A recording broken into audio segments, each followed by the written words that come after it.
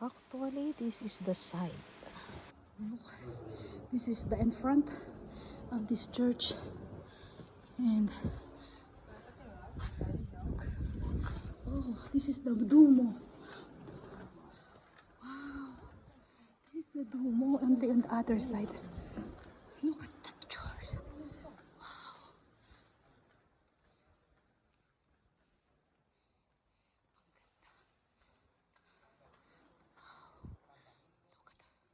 The ceiling. This is the Duomo, but the entrance is the other side.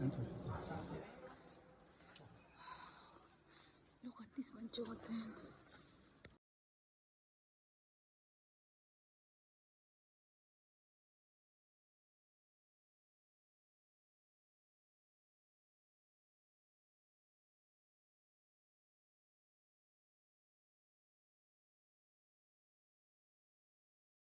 And this is really the front side. Look, this is the Duomo in Napoli. It's so big. This is the outside, and we will go inside. We go inside. Oh, ganda na simbahan. Look, papalapit ng papalapit. Answers, beautiful. So we go inside. Duomo di Napoli. So that's so big. Look.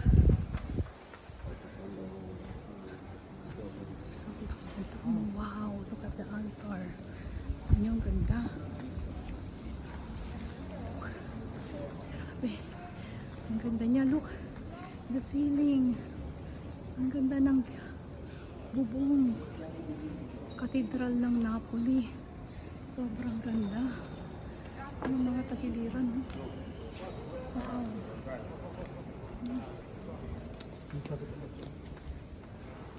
Ang ganda. Look. Ayan o.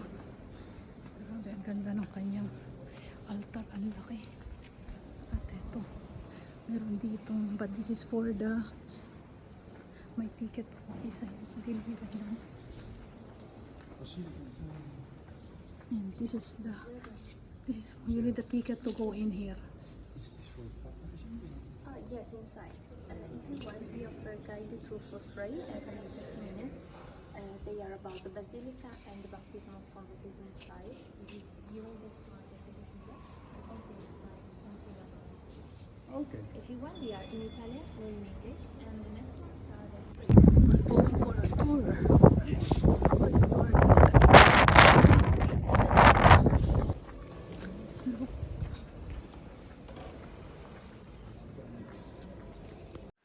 We joined the group of free tour guide. So habang nagsasalta siya, heto ko, picture. So this is some pictures of the church, the Duomo of Napoli. So ayan, at least may explanation. So, but habang sila yung nag-explain, ako naman ay nagpipicture dito. Diba? So, but nakikinig din naman ako in the same time. So, ang galing, lumang simbahan na to from 1200, 1300. Ganun siya kaluma. Kaya makikita mo yung mga haligi niya, na picturean ko din. So, kita mo yung mga haligi, luma na talaga. But the painting of this church is really beautiful. Ganda. Corner, I don't know if you see that here is large, large lateral chapels. We can see some grace then it will change again, but why? Because of the earthquake. Do you remember that I told you? That the dome collapsed? It was during this earthquake, 1688, and the cathedral was stopped. They wanted to make the cathedral stronger. That's why they closed the entrances of this church. The cathedral is there, the entrance is closed, and also on the other side we have a closed entrance. For two reasons: to make the wall stronger, but also because.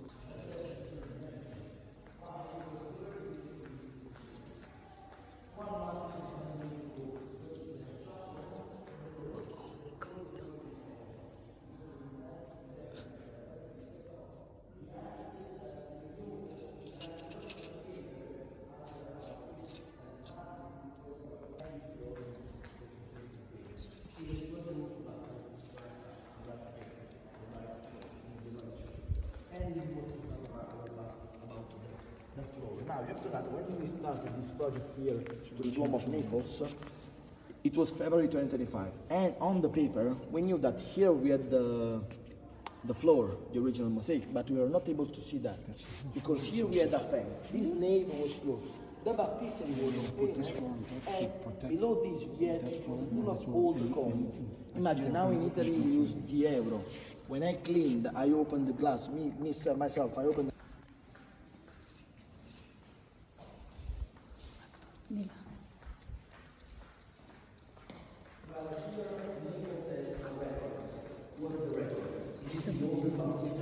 In the world, and Napolitans don't know that. That's the mistake of the citizen in Naples. And we have to know, I don't know if you know inside the Roman Lane, where we have all the nativity scenes. Look at this beautiful, ano, mga Marys there. Mentre invece sotto i tombi sono del 1300, sono stati scoperti da qualche anno e in quel caso dell'Istile.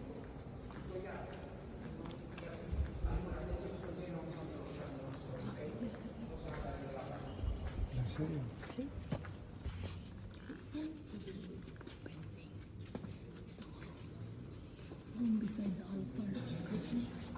The crypt's down below already. You've been there. Grabe. Ang ganda. Galing sa lumang simbahan.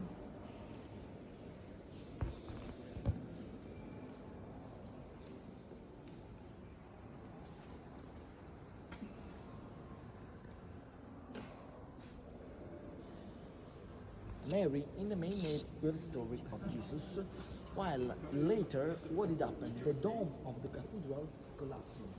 And they wanted to make the dome again, but there was a huge difference between the roof, the golden roof, and the dome and the absis.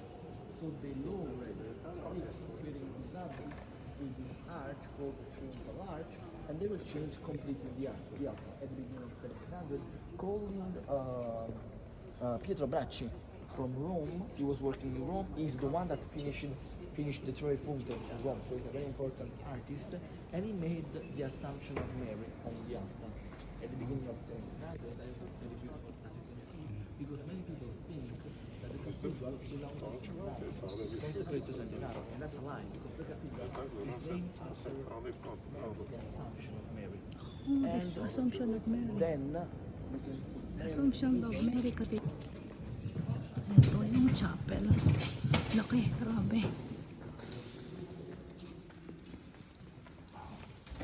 Wow, so big the chapel. you have to know that this one.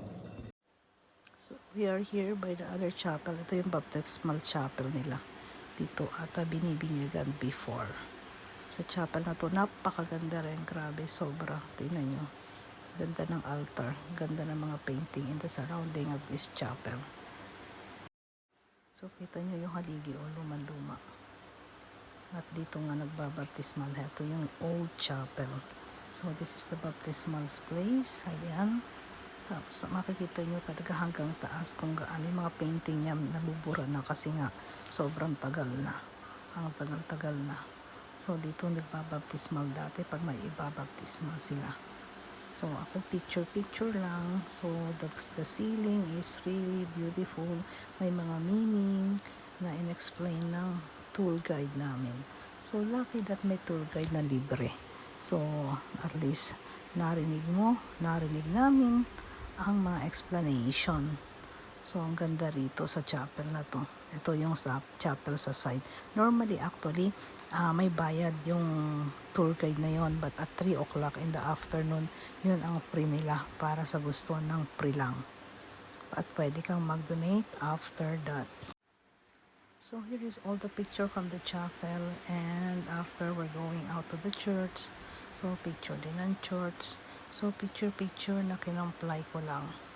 Ayan, tingnan na lang natin ang mga picture na napakaganda ng souvenir ko kasi kaya pinagsasama-sama ko ang mga picture na to sa napakagandang church ng Napoli.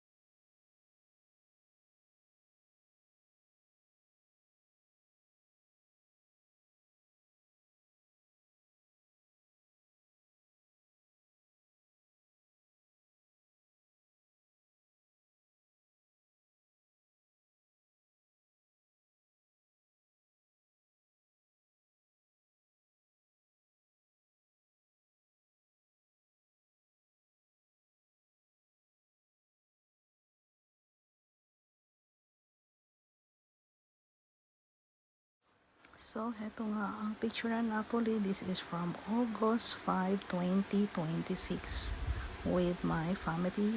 Pero kami lang ni Banchoten ang nandito. So, thank you so much sa mga picture din to ni Banchoten. So, we put it all together.